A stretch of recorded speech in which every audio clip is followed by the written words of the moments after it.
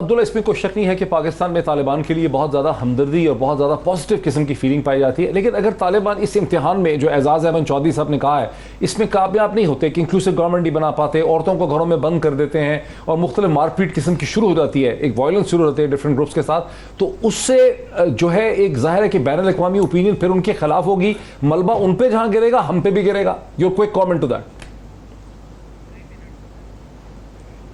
جی بالکل ایسا ہی ہے، کیونکہ اگر طالبان اپنے یہ رویے، سہیل شاہین اپنے انٹرویو میں کیونکہ کہہ چکے ہیں کہ ہم عورتوں کو جو کہ افغان ٹریڈیشنز ہیں، جو ان کا کلچر ہے، اسلامک کلچر ہے، اس کے مطابق اگر وہ اپنا اٹائر جو ہے وہ اپنائیں گی تو ان کو اجازت ہوگی میڈیا ہاؤسز پہ بھی اور دیگر جگہوں پہ بھی کام کرنے کی.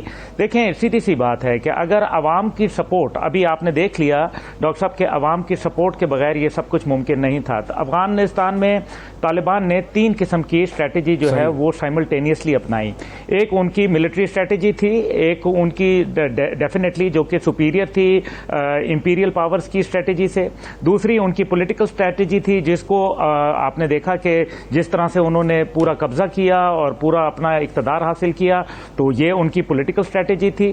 اور تیسری ان کی ڈپلومیٹک اسٹریٹجی تھی جس سے انہوں نے مذاکرات کی ٹیبل پہ بھی لائے اور ساتھ ساتھ جنگ بھی کرتے رہے. تو یہ تینوں اسٹریٹجیز ابھی تک تو بہت اچھی تھیں، لیکن اب عوام کو اگر آپ رضامند نہیں رکھیں گے تو ریوولٹ اندر سے آ جائے گا. تو یہ ایک بہت بڑا چیلنج ہے. اور جہاں طاہر خان صاحب نے بڑی خوبصورت بات کی کہ اس ٹائم پہ دیر از نو پاسبلٹی کہ وہاں انکلوسیو گورنمنٹ بنے، لیکن میں یہاں یہ بھی عرض کرتا چلوں کیونکہ میرے بھی آپ کو معلوم ہے کہ میرے والد جنرل حمید گل کے حوالے سے ایک رشتہ ہے بہت پرانا ان کے ساتھ، تو وہ جو مجھے ابھی تک مجھے جو علم ہے اس کے اندر یہ ہے کہ کچھ اچھے چہرے جو کہ ویل ریسپیکٹڈ تھے، جو کہ اس سوسائٹی کے اندر، لیکن not with the government quarters, کیونکہ گورنمنٹ کو وہ سمجھتے ہیں کہ یہ امریکنز کی ایک کنٹینیوٹی تھی، اس کی وجہ سے وہ گورنمنٹ کو بالکل میرے خیال ہے اس کے اندر انکلوسیوٹی میں نہیں شامل کریں گے. لیکن کچھ اچھے چہرے جو ہیں وہ یقیناً اس کے اندر مجھے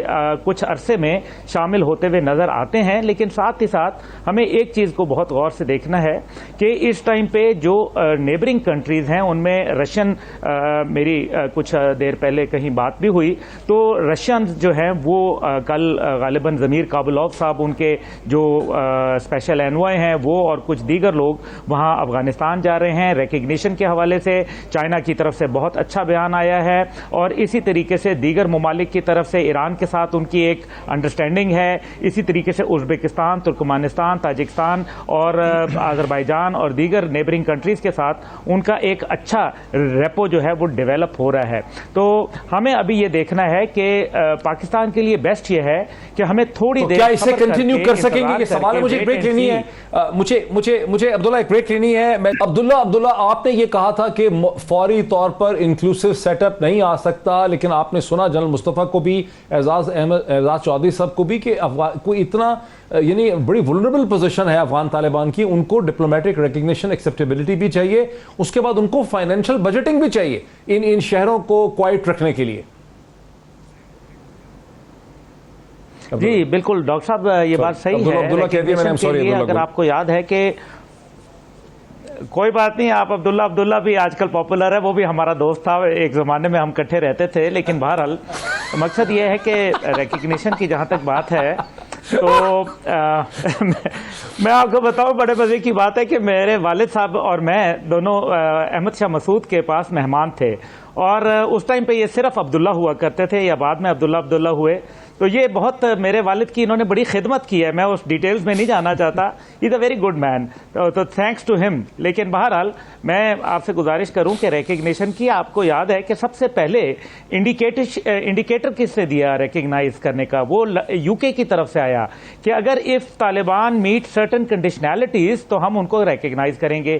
without the nod of United States of America this is impossible.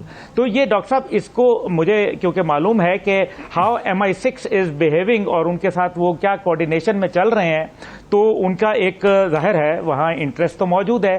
کیونکہ اور کچھ بھی نہ ہو تو چائنا کا جو انٹرسٹ ہے اور جو چائنا کا بیلٹ اینڈ روڈ انیشیٹو جس کا جنرل غلام مصطفیٰ صاحب نے ذکر کیا، ہمارے سفیر صاحب نے بھی اس کو بہت اچھی طریقے سے جانتے ہیں. تو یہ جو بیلٹ اینڈ روڈ انیشیٹو ہے آپ اس کو بائی پاس نہیں کر سکتے. ویسٹ جو ہے ان کو ضرورت ہے اس ٹائم پہ چائنا کی, ان کی اکانومی کو ضرورت ہے, ان کی انڈسٹری کو ضرورت ہے.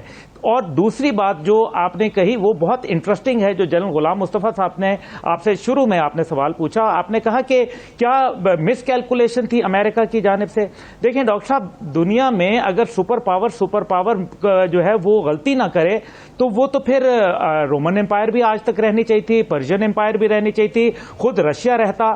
تو غلطیاں ہی کرتے ہیں اور اس کے نتیجے میں پھر وہ سپر پاور جو ہوتی ہیں وہ اپنی اتھارٹی لوز کرنا شروع ہو جاتی ہیں. کوئی آج سے 25 سال 30 سال پہلے جب روس کا ڈیمائز ہوا تو روس کی ڈیمائز سے پہلے کوئی یہ سوچ سکتا تھا؟ لوگ کہتے تھے کہ 70 سال لگیں گے, 100 سال لگیں گے, لیکن پھر کس تیزی سے روس جو ہے وہ بالکل صحیح کہہ رہے ہیں. لیکن میں آپ کو تھوڑا سا روکوں گا, انڈیا بریک سے پہلے ذرا طاہر خان صاحب کو لینے دیجیے. عبداللہ میں پھر آتا ہوں آپ کی طرف. عبداللہ میں پھر آؤں گا آپ کی طرف. مجھے ایک بہت پریشانی یہ ہو رہی ہے کہ آپ کا جو پیرنٹ انسٹیٹیوشن پرانا انسٹیٹیوشن ہے, میں 2 دن سے دیکھ رہا ہوں بی بی سی, اور بی بی سی ورلڈ چونکہ بہت کم لوگ پاکستان میں سمجھتے ہیں کہ وہ ایک عام اور ایکسٹینشن ہے foreign and common wealth office کی, برٹش فارن آفس کی. تو جو کچھ وہ زبان بول رہے ہیں مجھے اس میں برطانیہ کا فارن آفس نظر آ رہا ہے, اور وہ 48 گھنٹے سے ماتم یہ کر رہے ہیں کہ عورتوں کو بڑا خطرہ ہو گیا ہے. اب اگر طالبان عورت کو ایک نیسیسری فریڈم نہیں دیں گے تو یہ سب سے بڑا ٹول ہوگا اگلے چند دنوں میں ان کے خلاف. بالکل. میرے خیال میں آج صبح یہ محمد صادق صاحب کی بریفنگ ہوئی تھی کچھ صحافیوں کو, میں تو نہیں گیا تھا لیکن مجھے بتایا گیا ہے کہ انہوں نے بھی ہیومن رائٹس کے حوالے سے طالبان کو کنوے کیا ہے, اور کنسرن تو بالکل رہے گی.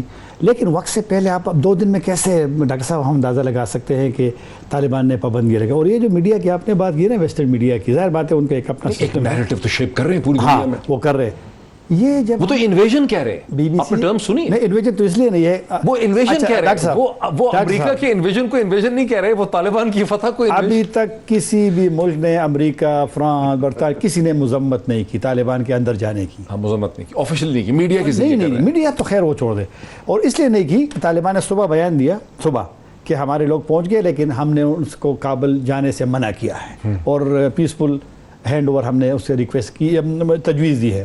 لیکن جب شام کو ان کا معلوم ہوا کہ صدر صاحب بھی نہیں ہیں, وزراء بھی غائب ہیں, سیکیورٹی بھی نہیں ہے, تو پھر تو کابل میں تو لوٹ مار ہونی تھی. سولے کدھر ہے وہ تو پنشیر کی آج اس کی تصویر آئی ہے. تو پھر طالبان کی مجبوری بن گئی داخل ہونے کی, تو اس لیے کنڈیم نہیں کیا کسی نے اس کو. ہاں, فورسبلی جاتے اور وہاں پر کسی کو پکڑتے, اور پھر ممکن ہے کہ پاکستان بھی کنڈیم کرتا اس کو, تو لہٰذا آپشن نہیں تھا اس کی. تو اب تھوڑا ویٹ تو کرنا پڑے گا, لیکن یہ جو انٹرنیشنل نیریٹو ہے اس کو کیسے ہینڈل کریں گے؟ اس کو وہ تو پھر ذمہ داری طالبان کی بنے گی نا, کہ وہ ان کو دکھائیں کہ ہاں ہم تو ہیومن رائٹس کا بھی خیال کر رہے ہیں, خواتین دفاتر میں جا رہی ہے, اور تو پھر چاہے وہ برقع لے کے جائیں, چاہے وہ حجاب لے کے جائیں, جیسے ایران میں ہے. ڈاکٹر صاحب انشاءاللہ آپ کو کسی دن کابل لے بھی جائیں گے. کابل میں اسکارپ, اگر لبرل فیملی بھی ہے, لبرل اسکارف تو ہے, تو کیا حجاب 100% ایران کی طرح حجاب کے ساتھ عورتیں کام کر سکیں گی؟ ایران میں تو عورتیں کام ابھی تو کر رہی ہے. اچھا, وہاں پہ ہوٹلوں میں بھی آپ جائیں تو خواتین وہاں پر ریسیپشن پہ کابل میں ملے گی. ہاں ٹھیک ہے, تو لہٰذا میں تو امریکی کنٹرول کابل میں گیا ہوں 2-3 دفعہ, وہ تو ڈیفرنٹ تھا, میں اس کی بات کر رہا ہوں. تو بس اب تو یہی تو طالبان کو سوچنا پڑے گا کہ انہوں نے اپنے اوپر. ایک بریک لیتے ہیں, ویری انٹرسٹنگ ڈسکشن, ایک بریک لیتے ہیں, بریک کے بعد اس ڈسکشن کو کنکلوڈ کرتے ہیں آفٹر دا بریک. ناظرین ویلکم بیک. یہ بہت ہی دلچسپ اور بڑی فاسٹ پیس ڈسکشن ہے, میں تیزی سے اس کو وائنڈ اپ کرنا چاہوں گا. اعزاز صاحب, میں آپ کی طرف آتا ہوں شروع کرتے ہوئے. آپ نے سنا کہ طاہر خان صاحب نے وقفے سے پہلے یہ کہا کہ دنیا کے ساتھ جو نیریٹو شیپنگ کا چیلنج ہے وہ طالبان کی ذمہ داری ہے. لیکن میں یہ دیکھ رہا ہوں کہ سارا ملبہ جو ہے وہ آدھا طالبان, ایسا لگ رہا ہے کہ اس کو اگر بی بی سی کو آپ سنیں, خاص کر کے بی بی سی کو, تو وہ ایسے دکھا رہے ہیں جیسے طالبان ہمارے بغل بچے ہیں اور ہمیں ان کی ذمہ داری لینی ہے. بار بار یہ کہا جا رہا ہے کہ پاکستان پاکستان پاکستان. ہم نے کیا کرنا ہے؟ جی, میرا یہ خیال ہے کہ ہم طالبان کو درست ایڈوائس دیں, ہم اس نیریٹو میں بالکل نہ پھنسیں.